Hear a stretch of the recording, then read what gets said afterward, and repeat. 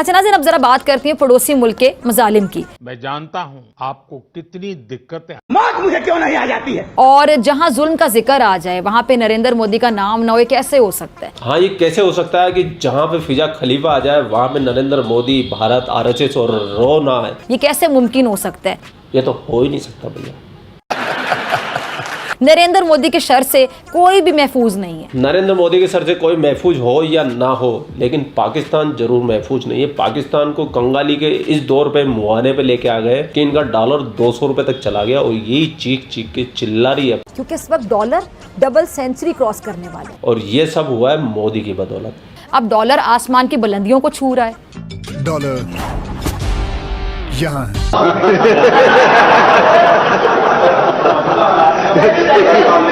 नरेंद्र मोदी अपने खिलाफ उठने वाली आवाजों को दबाने के लिए इदारों का इस्तेमाल करता है। आपने सबसे पहले घबराना नहीं है।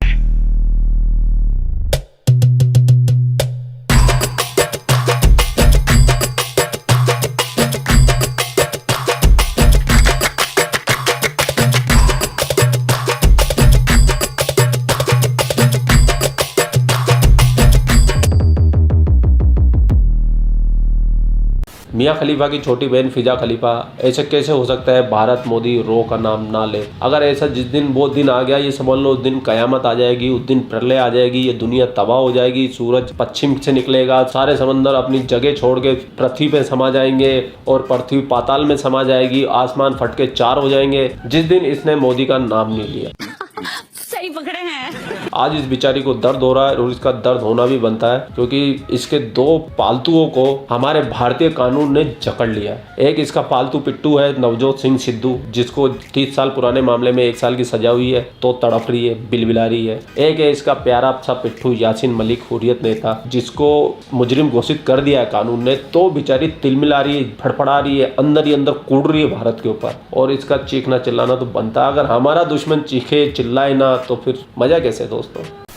नरेंद्र मोदी अपने खिलाफ उठने वाली आवाजों को दबाने के लिए इदारों का इस्तेमाल करता है और यहां तक कि इंसाफ की अदालतों को भी अपने इशारों पर नचा रहा है ये शख्स जिसका नाम है नरेंद्र मोदी। हे राम, मैं कान फट क्यों नहीं गए, मर क्यों नहीं जाता? मोदी इंसाफ का गला घोंटने के लिए अदालतों का बेपनाह इस्तेमाल कर रहा है। अरे बेटे, तुझे थकान नहीं लग रही क्या? नहीं।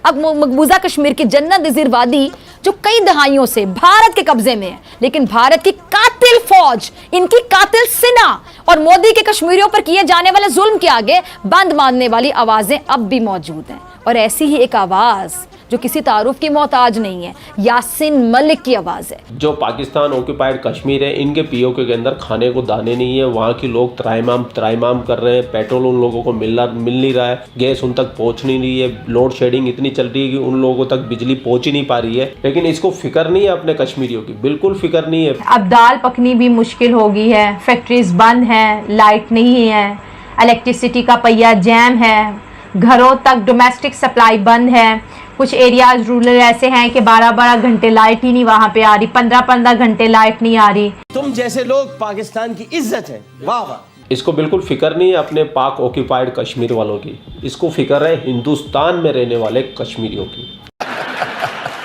जो कश्मीरियों की आज़ादी के लिए कई साल से आवाज़ उठा रहे हैं, जिद्दोजहद कर रहे हैं। बस उनका यही अमल कह लें, यही जो आवाज़ है उनकी, यही जो उनकी जिद्दोजहद है, ये मोदी की नज़र में जुर्म ठहर गई और इसी सबब वो कैद भी काट रहे हैं। लेकिन मोदी ने जब ये देखा कि मकबूजा कश्मीर के रहनुमाओं को ज़बरदस्ती जेल में डालने के बावजूद भी कश्मीरियों में आज़ादी का जज्बा तो कम नहीं हो रहा बल्कि बढ़ता चला जा रहा है और ज़्यादा ये ठाटे मारने लगे, तो फिर भारतीय हुकूमत ने यासीन मलिक जैसे निडर, बहादुर और आज़ादी के लिए मोदी जैसे जालिम हुक्मरान से जंग लड़ने वाले अजीम इंसान के खिलाफ अदालत का इस्तेमाल शुरू कर दिया। जरा खबर सुनिएगा। सुनाइएगा। खबर यह कि जी भारत की जो मुतासिब अदालत है उसने हुर्रियत पसंद कश्मीरी रहनुमा यासीन मलिक को दहशतगर्दी फंडिंग केस में मुजरिम करार दे दिया। अच्छा। और भारतीय मीडिया का यह बताना है, भारतीय मीडिया का, कि यासीन मलिक की सजा से मुतालिक अदालत 25 मई को समाअत करेगी। भारतीय मीडिया ने सही बोला है, फिजा बीबी एकदम बिल्कुल सही बोला है। अब आप देखिए कि भारतीय अदालतें अपने हाथों से इंसाफ का कत्ल कर रही हैं। अब इसी तरह अदालत ने जो भारतीय सियासतदान, टीवी होस्ट, साबिक क्रिकेटर के सितारों के मोहताज सिद्धू साहब, उनको सड़क पर, ज़रा सुनिएगा, उनको सड़क पर एक शख्स पर तशद्दुद करके हलाक करने के मुकदमे में 1 साल कैद की सज़ा सुनाई है। बोलने दे तकलीफ हुआ है बेचारे को, बोल। अच्छा जी, भारतीय मीडिया के मुताबिक सुप्रीम कोर्ट ने सड़क पर झगड़े में एक शख्स की मौत के 3 दहाइयों पुराने मुकदमे में भारतीय सियासतदान सिद्धू साहब को 1 साल कैद की सजा सुना दी है। अब ये खुद कह रही है कि मुकदमा 30 साल पुराना था सिद्धू का, और 30 साल पहले ना तो नरेंद्र मोदी कहीं के सीएम थे ना कहीं के पीएम थे। उस मुकदमे में 1 साल की सिद्धू को सजा हुई है, लेकिन इसमें हाथ किसका है? नरेंद्र मोदी का। और ये मैं नहीं कह रहा, अभी मैडम बोलेगी। अब आप अंदाजा लगा लें, जरा अंदाजा करें आप कि ये केस इतनी दहाइयों पुराना है, इतने साल पुराना है, लेकिन मोदी के कहने पर अदालत ने सिद्धू साहब को सजा सुना दी। क्यों? क्या वजह? क्यों बुरे लगते हैं? सर मत्थे से दुखते हैं सिद्धू साहब। मैं वजह बता देती हूं। सिद्धू साहब इमरान खान साहब के बहुत बड़े हामी हैं। वो आर्मी चीफ से भी गले मिले, आपको याद होगा, पाकिस्तान के हक में भी बात करते हैं। इसीलिए तो इनको हिंदुस्तान के अंदर कोई पसंद नहीं करता। इनकी इतनी दुर्गति हो गई नवजोत सिद्धू की। कहाँ एक समय इनकी इतनी दिग्गज भारतीय नेताओं में इनका नाम आता था, और आज 2 कौड़ी के नेताओं में नवजोत सिंह सिद्धू का नाम आता है, क्योंकि वो तुम्हारी आर्मी चीफ के गले लगा था और पाकिस्तान के गुण गाता। ऐसे लोगों को हिंदुस्तान में कोई पसंद नहीं करता है। सच्ची बात करते हैं ना, पाकिस्तान के हक में बात करते हैं, तो नरेंद्र मोदी को क्यों अच्छे लगेंगे सिद्धू साहब? अब ये इनके जराइम थे जिनकी वजह से भारतीय अदालत ने इन्हें सजा सुना दी। लेकिन जहां असल मायनों में जुल्म हो रहा है, वहां भारतीय अदालत का कानून अंधा हो गया, अंधा। कुछ नजर नहीं आ रहा इन्हें, कुछ दिखाई नहीं दे रहा। अच्छा, मोदी के जुल्म की एक और ताजा खबर, जरा वो भी सुन लीजिएगा। ओके। भारतीय मीडिया के मुताबिक मध्य प्रदेश में हिंदू इंतहा पसंदों ने मुसलमानों के घरों पर हमले किए और एक मस्जिद को आग लगा दी। हिंदू इंतहा पसंदों के ग्रुपों ने मुसलमानों पर तशद्दुद किया, लूट मार की, मुसलमानों की दुकानें लूटने, मस्जिद नजर आतिश होने के बाद कर्फ्यू नाफिज कर दिया गया। लेकिन भारतीय अदालतें कहाँ हैं?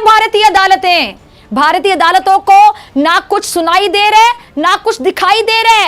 ये गूंगी हो गई हैं, बहरी हो गई हैं, अंधी हो गई हैं। और यही अदालतें खवातीन के हिजाब के मामले पर नाइंसाफी करती रहीं। बाबरी मस्जिद के मामले पर भारतीय अदालतों ने इंसाफ का कत्लेआम किया, सबने देखा। लेकिन यही भारतीय अदालतें जो मोदी के हाथों की कठपुतली बनी हुई हैं, ये सिर्फ उनके गिर्द घेरा तंग करती हैं जो मोदी के जुल्म के खिलाफ आवाज बुलंद कर रहा हो। फिजा खलीफा जी, आपको हमारे हिंदुस्तान की अक़लियत के बारे में सोचने की जरूरत नहीं है, आपको हमारे देश के बारे में सोचने की जरूरत नहीं है, आपको हमारे अंदरूनी मुल्क के बारे में सोचने की जरूरत नहीं है। आपके देश में 2 सिक्कों की अभी हत्या कर दी गई गोली मारकर, उनके बारे में आपकी जुबान से एक भी शब्द क्यों नहीं निकल रहा? क्यों वो अक़लियत नहीं है क्या? नहीं। ये मियाँ खलीफा की छोटी बहन फिजा खलीफा, ये पाकिस्तान की एक पत्रकार है और ये हमेशा भारत के खिलाफ एजेंडा चलाती है। इसके फेवरेट पसंदीदा पिट्ठू नवजोत सिद्धू और यासीन मलिक को सजा हो गई है, यासीन मलिक को होने वाली है, सिद्धू को हो गई है, तो ये बेचारी बिलबिला रही है दर्द से है। तो आप लोग इसकी बातों को सीरियस ना लीजिए, क्योंकि झूठ भी ये चीख चीख के बोलती है, वो आपने देख लिया होगा। सही बात है। ये खुद दिवालिया घोषित होने वाले, श्रीलंका के जैसे इनके हालात होने वाले हैं, लेकिन इनको चिंता रहती है भारत की। तो फिजा बीबी, आपका बहुत शुक्रिया हमारे देश की इतनी परवार चिंता करने के लिए। आप अपने देश में भी इतनी चिंता कर लोगी तो शायद आपका कल्याण हो जाएगा। और आपके भाई का इंस्टाग्राम भी लिंक मैंने डिस्क्रिप्शन में दे रखा है, एक बार विजिट करना तो बनता है। आप लोग अपना ख्याल रखिए। आपका भाई आपके लिए पाक मीडिया से रिलेटेड वीडियो लाता रहता है। जय हिंद, वंदे मातरम, जय श्री राम, जय श्री राम, जय श्री राम।